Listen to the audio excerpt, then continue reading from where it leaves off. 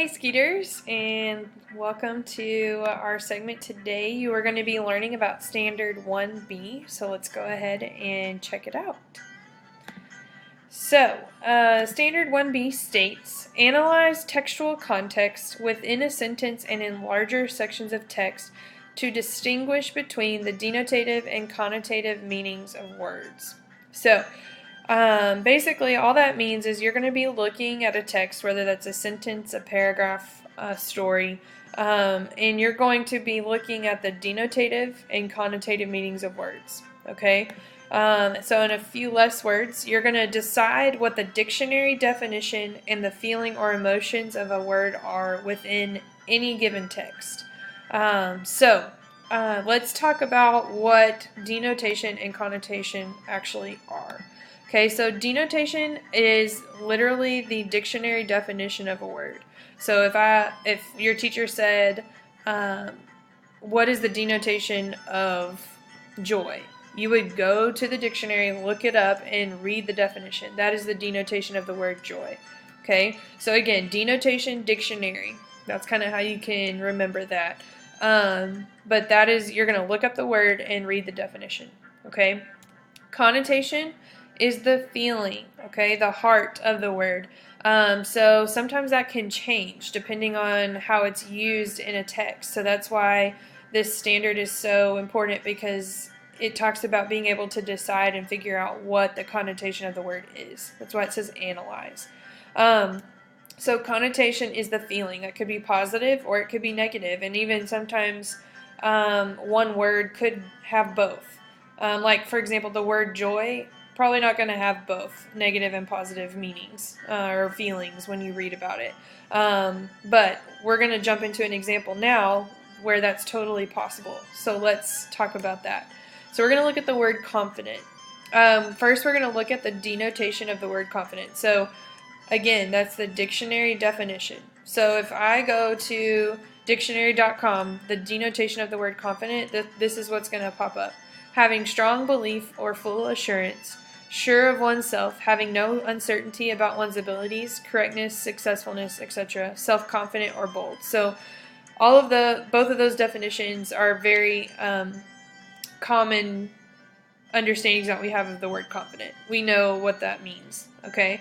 Now, as far as the connotation goes, when you read about the word confident, or it's used in like a story or a paragraph or a sentence, we have to be careful. We have to really know what's going on in our story to be able to understand what the connotation is. So let's talk about that for a second. So positive and negative feelings about the word confident, okay?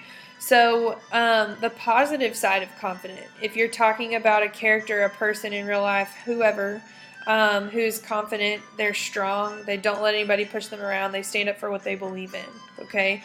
That is a confident person or character. So that is a positive feeling behind the word confident, a positive connotation.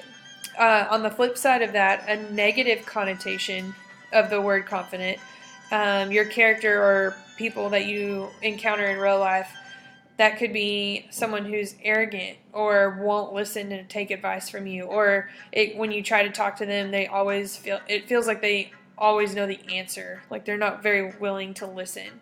And so that's a negative connotation to the word confident. So again, you have to make sure when you're reading in your story that you understand the context, what's going on around the word confident at that time. Okay. To give you some real life examples of people that you can kind of connect these to, Martin Luther King is a positively confident person. Okay, he is strong, he stood up for what he believed in, and he didn't let anybody push him around. Okay, on the flip side of that, we've got headlines and things that kind of point to this, so it's not me saying this about him necessarily, but LeBron James, he can kind of come across arrogant or in how he speaks and how he carries himself and how he treats teammates and things like that. And so just a different lifestyle than Martin Luther King, a different feeling behind his confidence than Martin Luther King. So just kind of to be able to pin those ideas. So again, denotation, dictionary definition of the word confident, Connotation, we have a positive connotation or feeling. We have a negative connotation or feeling that could be attached to the word confident. It all just depends on the context of the word in the story you're reading. Okay, so let's look at a STAR test example of connotation and denotation. So if we're being tested on this word, okay, then this is an example of one of the questions that might turn up about this topic. So it says, read this sentence from paragraph 11. Tomorrow I'll sell this nugget to a pawn shop for maybe 70 yuan, about 1/1000th what I actually paid for it, or what I paid for it. So then we come to the question. This sentence here helps the reader know that the word pittance in paragraph 2 means what. Okay, so from this question we have to go back to the paragraph 2 to figure out what pittance means, and see how this sentence here can help us better understand that. Okay, so let's look at paragraph 2. And if we read, we'll come down here to the last couple. Pittance is the last word in the whole paragraph. So, then he would select one object to keep on the nightstand next to his bed. The following day, a mask of sorrow covering his usually serene face, he would go out into the streets of Shanghai and sell it for a pittance. Okay, so we kind of look at the surrounding feelings and words in here, because we're not really needing to look up any words. We could if we wanted, but we can use our context clues here. We use the word sorrow, covering his face. So those are just kind of emotions or actions that lend us to believe they're negative feelings. So this is going to be a negative feeling word. And so if we look back here, it says, I'll sell this nugget to a pawn shop for maybe 70 yuan, about 1/1000th what I paid for it. So he is having some negative emotion. So the connection here that we're making between the word in paragraph 2 and this sentence from paragraph 11 is negative. So let's kind of see if that helps us narrow down a definition here. A temporary holder of value. We're not trading it to hold a value, and nobody's holding anything, so we can't really say that that is the correct answer. So let's go ahead and mark A out. Okay. B, an insignificant amount of money. So it talks about here about how it's a 1/1000th what he paid for it, what he's trading it in for. And then it talked about the sorrow and covering his face and getting a pittance when he goes out. So it could be B. So let's hold on to answer choice B. Answer choice C says an exchange of goods.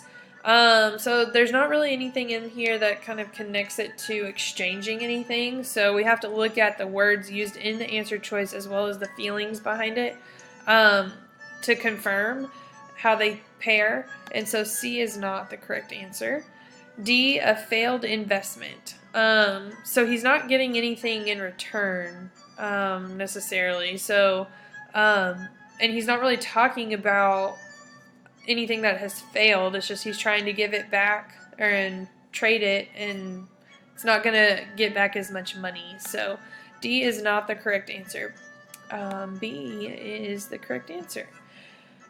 So again, there's a lot of moving pieces in that question, but we have to be able to connect the definition and feelings of words to other things in paragraphs so we can make the overall connection of a whole story.